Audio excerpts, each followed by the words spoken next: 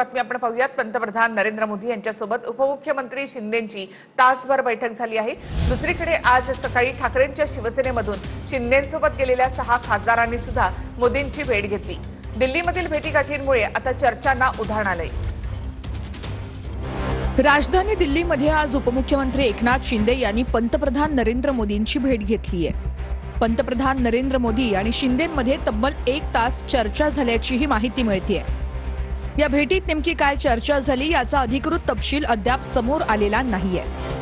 दुसरीकडे आज सकाळी ठाकरेंच्या शिवसेनेतून शिंदेंसोबत गेलेल्या 6 खासदारांनी देखील मोदींची भेट घेतली आहे। या खासदारांना पंतप्रधान नरेंद्र मोदींनी त्यांच्या निवासस्थानी खास ब्रेकफास्टसाठी बोलवलं होतं।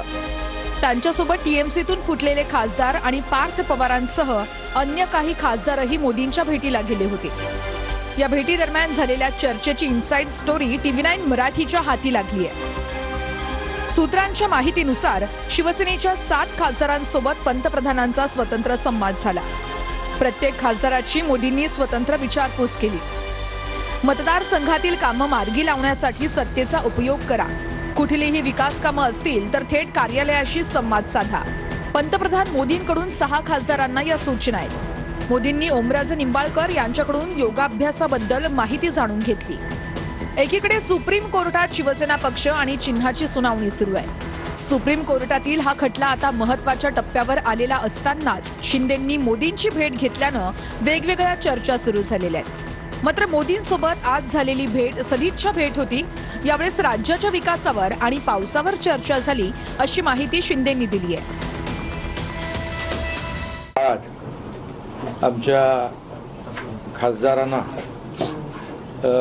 मी भेटायला येत असतो आणि त्याप्रमाणे मी आलो आणि प्रधानमंत्री महोदयांनी देखील भेटीची वेळ दिली होती आणि त्यामुळे प्रधानमंत्री महोदयांना देखील मोदी साहेबांना भेटलो, सदिच्छा भेट घेतली आणि महाराष्ट्रातले विकासाचे काही विषय, इतरही काही विषय याच्यावर अतिशय मनमोकळेपणाने चर्चाही झाली, गप्पाही झाल्या।